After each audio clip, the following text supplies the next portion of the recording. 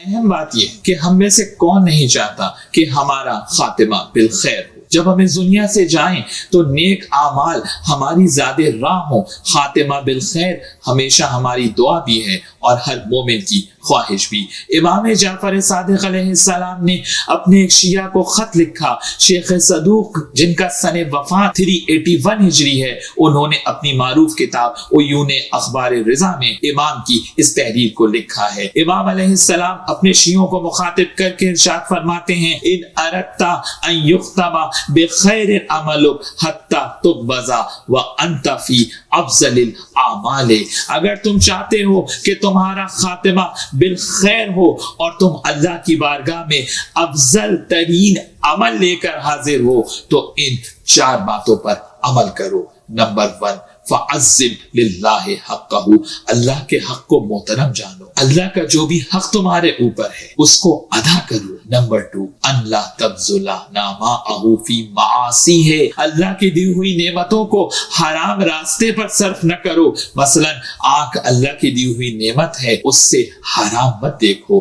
کان اللہ کی دی ہوئی نعمت ہے، کانوں سے حرام مت سنو. ہاتھ اللہ کی دی ہوئی نعمت ہے، ان کو حرام میں استعمال نہ کرو. کبھی کبھی ایسا بھی ہوتا ہے کہ ہم حلال طریقے سے انسان مال کماتا ہے مگر اسے حرام راستے پر خرچ کر دیتا ہے.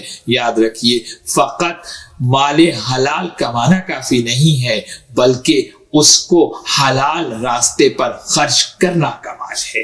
اس کے بعد امام ارشاد فرماتے ہیں وَأَن تَغْتَرَّ بِحِلْمِهِ عَنْكَ، اللہ حلیم ہے، وہ بردبار ہے، وہ مہلت دیتا ہے.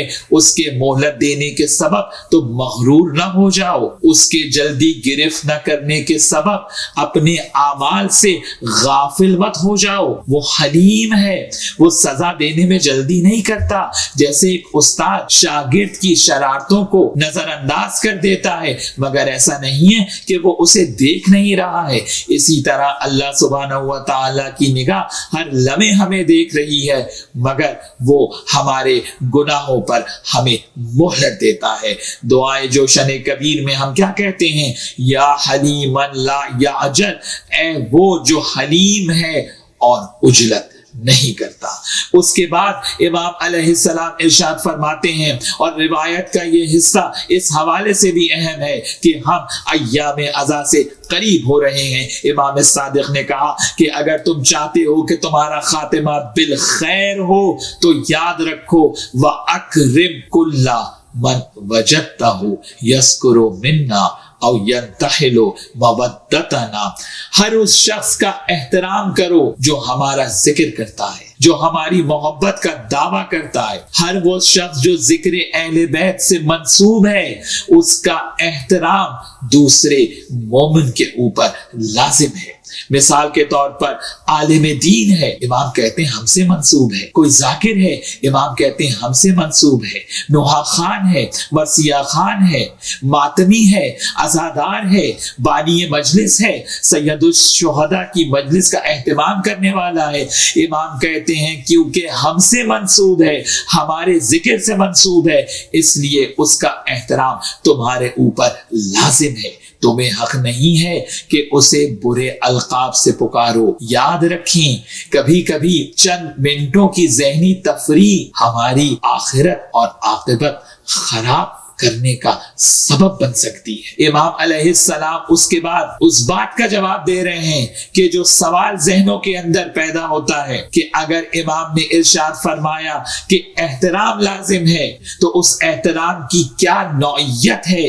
امام نے ارشاد فرمایا ثم لیس علیک صادقا کانا او کاذبا انما لک نیتک وعلیہ کذبہ. تمہیں اس سے غرض نہیں ہونا چاہیے کہ وہ اپنے دعوے میں، اپنے عمل میں سچا ہے یا جھوٹا ہے.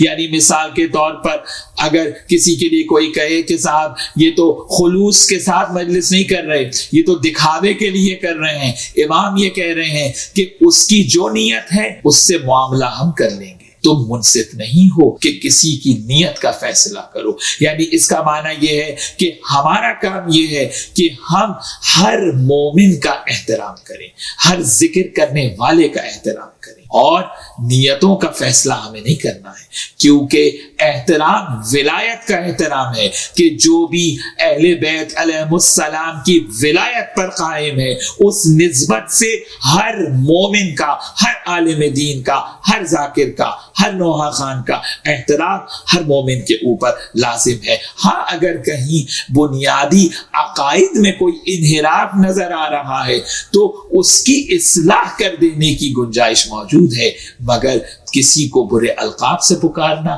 کسی مومن کی توہین کرنا امام کے اس قول کے تحت کسی صورت بھی جائز نہیں۔